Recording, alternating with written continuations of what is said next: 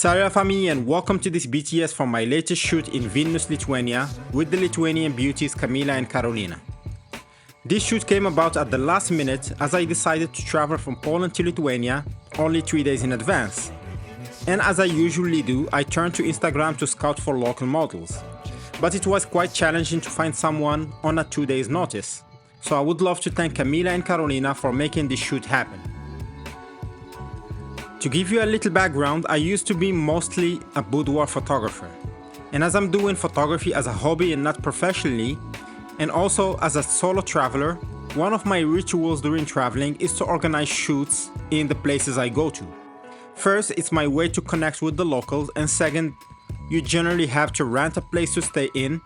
So what I was doing is adding a little bit of money to get a decent apartment or room and use it both to stay and do the shoot in. However, since the start of COVID, my traveling has been drastically limited, which pushed me to turn more towards studio photography, which you would have seen if you followed me for the last 2 or 3 years.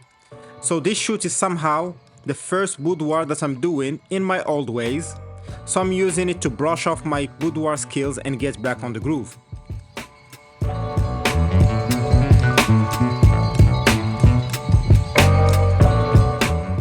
The first thing you notice in this room is that we have a big window. When you do a boudoir, soft light is generally recommended. So the first thing you need to look at when choosing a location is the window, and also pay attention to what type of curtains they have. Curtains are extremely important and act as a big diffuser. So be careful, sometimes we focus a lot on decorations and all that, but we neglect the windows and the curtains. And it happened to me before that I go to a great location with no windows or a small one without curtains. Of course, all that is only valid if you are planning to shoot natural light.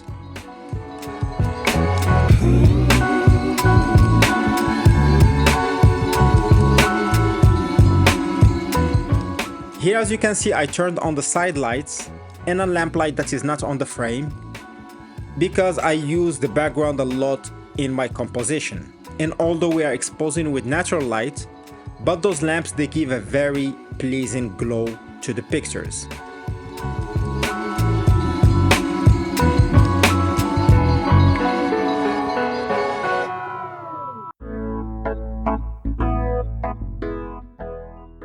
When it comes to posing, the two biggest challenges for models are hand placement and lips.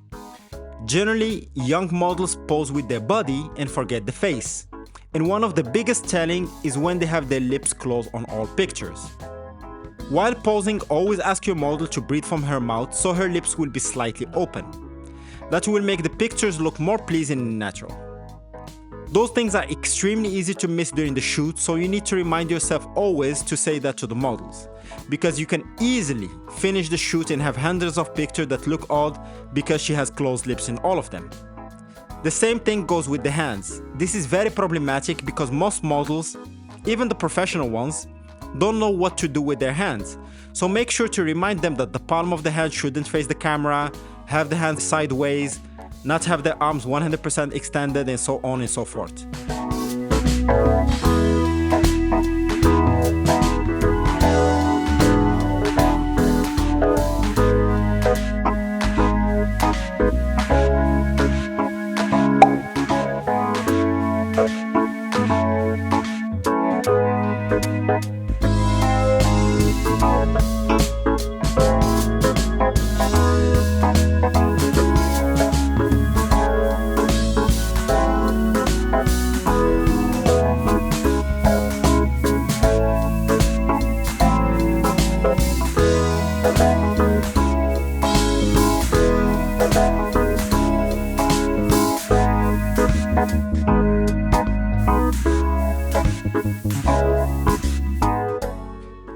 Here I was asking my models to act a little bit goofy, like if they are sharing gossips, to get some candid shots that feel natural and not staged.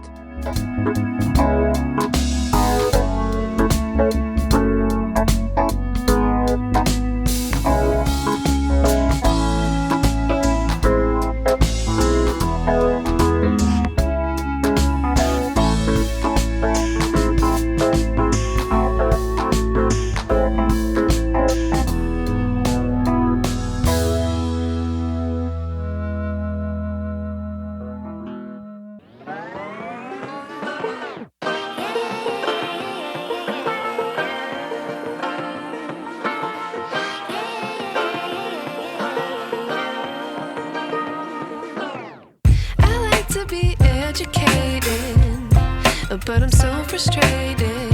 Hello to my loneliness. I guess that ignorance is bliss. Take me back to before the new. Rewind, take it out of cue.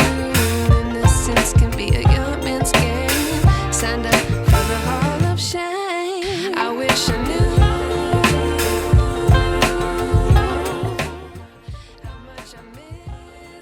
When it comes to lighting, if you want to shoot natural light, the best is to position yourself against the source of light, which in our case here is the window, and make your subject turn toward the light, so that the model will have pleasing soft light on her.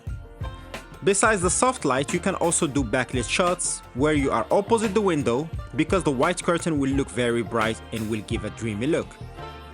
The main challenge with that is that your subject will probably be much darker than the background. You will have the dilemma between exposing for the subject or the background. As a rule of thumb, it's generally recommended to underexpose rather than overexpose, as you can't recover highlights in post-processing, but you can recover shadows to a certain extent, of course. Also, it depends on your camera. For my case, I trust the dynamic range of my Sony a7 IV. Also, one of the solutions is to use artificial lights or a reflector.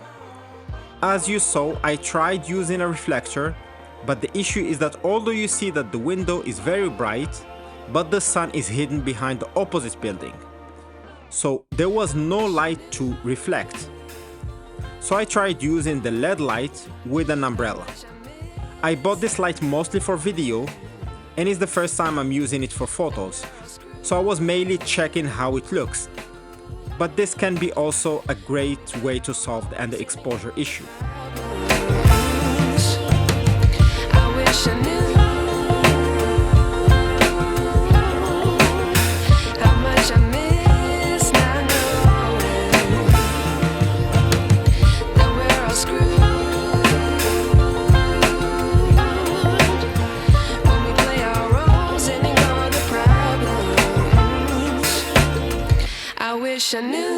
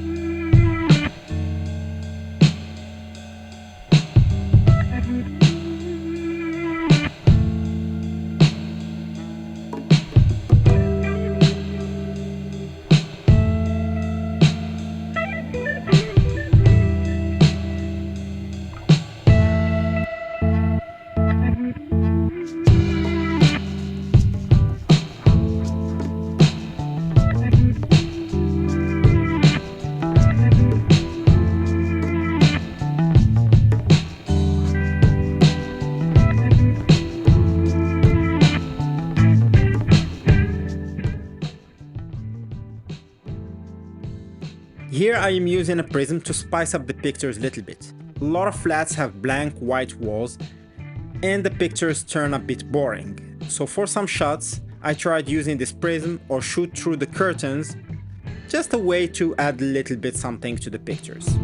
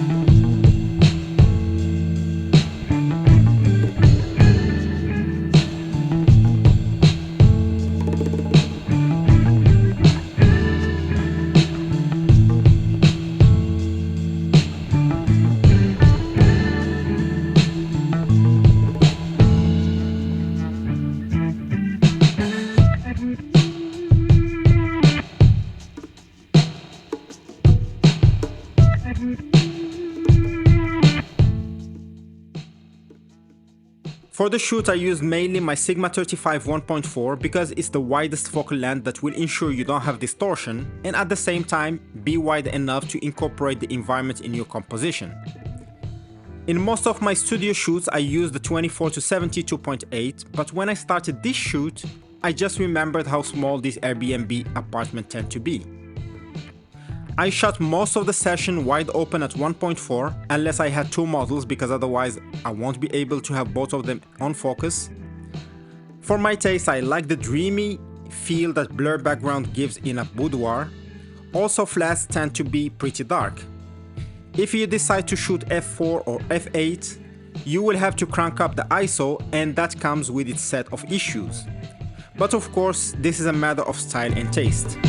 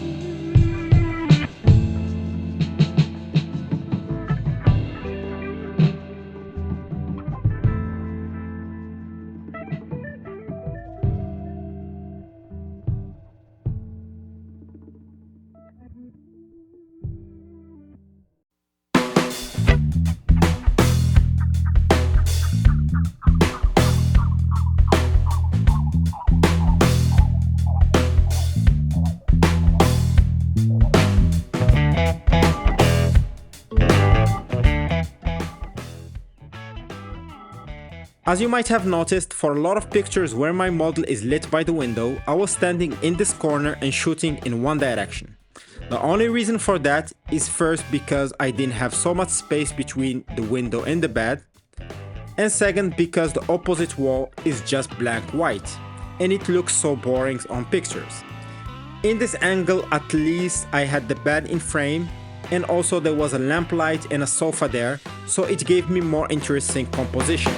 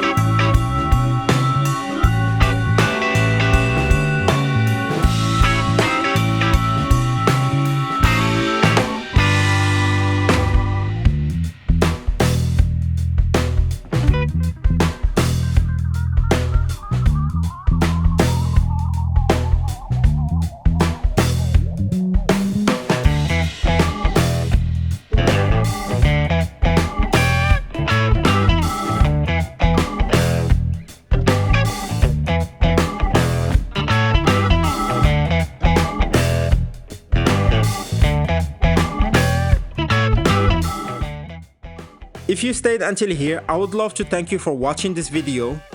Please leave a like if you like the video, of course, and a subscribe and ring the bell so like that you will be notified whenever I post the next video. And thanks for everything. See you on the next one. Bye.